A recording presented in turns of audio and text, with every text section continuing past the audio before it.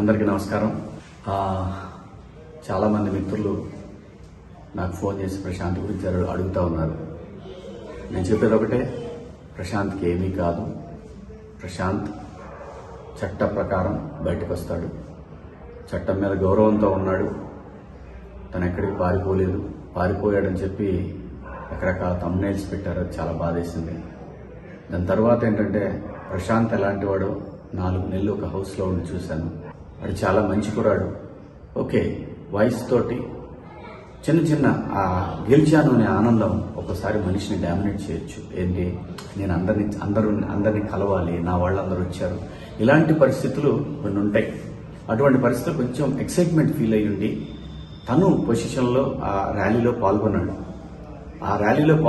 కానీ తనకు తెలియదు, తను హౌస్లో నుంచి స్టూడియో నుంచి బయటకు రాకముందే కొంతమంది కంటెస్టెంట్ల కార్లు అద్దాలు పగలటం ఇవన్నీ జరిగినాయి. అది చాలా బాధాకరం. కానీ నేను అనేది అది ఆ విషయం ప్రశాంత్కి తెలియదు. బయట ఎవరో అభిమానులు ఎవరో వాళ్ళు చేశారు. చేసింది ఎవరైనా సరే జరిగింది చాలా పెద్ద తప్పు. అలా ఎప్పుడు చేయకూడదు. ఎవరి అభిమానులైనా కానీ ఈ కార్ల అద్దాలు పగలగొట్టాలి. ఏమొస్తుంది? లోపల ఫ్యామిలీలు ఉంటారు, తల్లిదండ్రులు ఉంటారు, అమర్ వాళ్ళ ఫ్యామిలీ ఎంత బాధపడి ఉంటారు. ఎంత బాధపడటం కాదు, ఆ టైంలో వాళ్ళు ప్రాణాలు అరిచేతిలో పెట్టుకొని ఉంటారు. ఇలాంటివన్నీ చాలా తప్పండి. అది ఎవరైనా సరే, అభిమానులు కావచ్చు, అభిమానుల రూపంలో ఉండి కావాలని చేసిన వాళ్ళు కావచ్చు, దాన్ని తీవ్రంగా ఖండిస్తున్నాను. ఇంకో విషయం ఏంటంటే, ప్రశాంత్ గురించి నేను ప్రతిసారి మాట్లాడాల్సిన అవసరం లేదు. ప్రశాంత్ ఇష్యూ అయిన మొదటి గంట నుంచి ఈ క్షణం వరకు ప్రశాంత్ విషయంలో ఏం జరుగుతుందో ప్రతి ఇన్ఫర్మేషన్ నాకుంది. సో కాబట్టి నేను ప్రతిదీ ప్రూవ్ చేసుకోవాల్సిన అవసరం కూడా నాకు లేదు. ఎందుకంటే వాడికి నేనేంటో తెలుసు, నాకు వాడేంటో తెలుసు. ప్రశాంత్ చట్టాన్ని గౌరవించే వ్యక్తి. చట్టాన్ని గౌరవించి చట్ట ప్రకారం తను బయటకు వస్తాడు. అది రేపు ఖచ్చితంగా ప్రశాంత్ బయటకు వస్తాడని ఎక్స్పెక్ట్ చేస్తున్నా. రేపు కాకపోతే ఎల్లుండి కాకపోతే మండే. ఎందుకంటే ఇది చట్టానికి లోబడినటువంటి అంశం కాబట్టి, చట్టాన్ని మనందరం గౌరవించాలి కాబట్టి ప్రశాంత్ నేరస్తుడు కాదండి. ప్రశాంత్ ఏం క్రిమినల్ కాదు. చట్టాన్ని అతిక్రమించారనే ఒక నెపం మోయబడ్డ వ్యక్తి. అది అతిక్రమించాడో లేదో గౌరవ జడ్జి గారు నిర్ణయిస్తారు. డెఫినెట్ గా ప్రశాంత్ నిర్దోషిగానే బయటకు వస్తాడు. ప్రశాంత్ గురించి మీరు ఎవ్వరు కూడా వర్రీ అవ్వాల్సిన అవసరం లేదు. వాళ్ళ నాన్నగారు, వాళ్ళ బావగారు, వాళ్ళ కుటుంబ సభ్యులు కంటిన్యూస్ గా నాతో టచ్ లో ఉన్నారు. అంతా కూడా కంట్రోల్లోనే ఉంది. ఎవరు కూడా భయపడాల్సిన పని లేదు, బాధపడాల్సిన పని లేదు. మనందరం కూడా చట్టాన్ని గౌరవించాలి, రాజ్యాంగాన్ని గౌరవించాలి. సో కాబట్టి బయటకు వచ్చి ప్రెస్ ముందుకు వచ్చి ఇంకొకటి కూడా, ఆ థంబ్నెయిల్స్ అన్ని చాలా బాధాకరంగా ఉన్నాయి. దేని గురించి థంబ్నెయిల్స్? ఎందుకు అలా పెట్టుకోవాలి?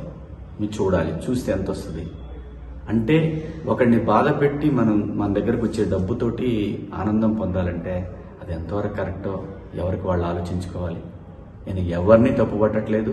ఒకసారి మనల్ని మనం ఆలోచించుకొని పెట్టే థంబ్నెయిల్స్ కనుక మీ కుటుంబ సభ్యులకు కూడా మీ గురించి కూడా అలా పెడితే ఎలాంటి బాధ ఉంటుందో అర్థం చేసుకొని కరెక్ట్ థంబ్నెయిల్స్ పెట్టండి. మీ ఇష్టం, పెడితే పెట్టుకోండి, లేకపోతే లేదు. నా అభిప్రాయం నేను చెప్పాను. So Prashanth is safe, he's fine. ప్రశాంత్ని రేపు మనం చూస్తాం బయట. ప్రశాంత్ నేరస్తుడు కాదు, ప్రశాంత్ క్రిమినల్ కాదు, ప్రశాంత్ నిందితుడు కాదు. ప్రశాంత్ ఇప్పుడు ఒక బాధితుడు. ఇదైతే ధైర్యంగా చెప్పగలను. కాకపోతే ప్రశాంత్ కోసం జరిగిన ర్యాలీలో జరిగినటువంటి అపశృతుల వల్ల ప్రశాంత్ ఇబ్బంది పడుతున్నాడు.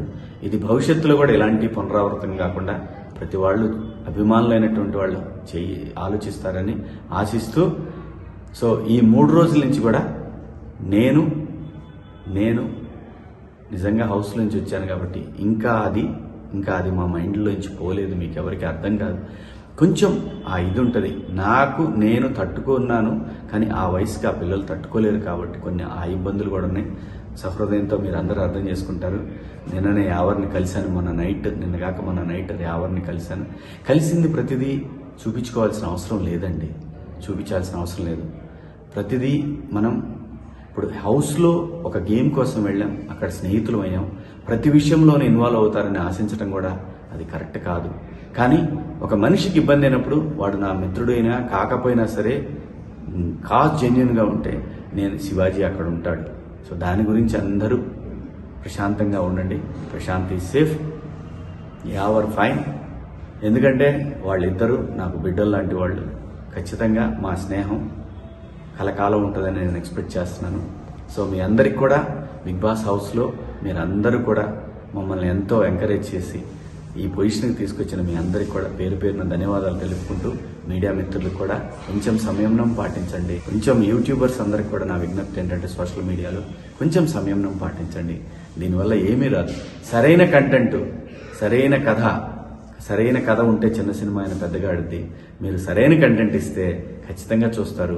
థంబ్నెయిల్ ఒకటి ఉండి వీడియో కంటెంట్ ఇంకోటి ఉంటే చూస్తారు, క్లిక్ వస్తుంది. కానీ అది రన్ అవ్వకపోతే మీకు కూడా ఏం ఉపయోగం ఉండదు. ప్లీజ్ దయచేసి కొంచెం సంయమనం పాటించండి. మీ ఇంట్లో వాళ్ళు కూడా ఇలాగే ఇబ్బంది పడతారు కదా. సో దయచేసి అందరం బాగుండాలి, అందులో మనం కూడా ఉండాలి అని అనుకుంటే అందరం బాగుంటాం. మీడియా మిత్రులందరికీ కూడా సహకరించిన మీడియా మిత్రులందరికీ, అలాగే పోలీసు వారికి, అలాగే చట్టాన్ని గౌరవించే ప్రతి ఒక్కరికి కూడా ధన్యవాదాలు. Thank you so much.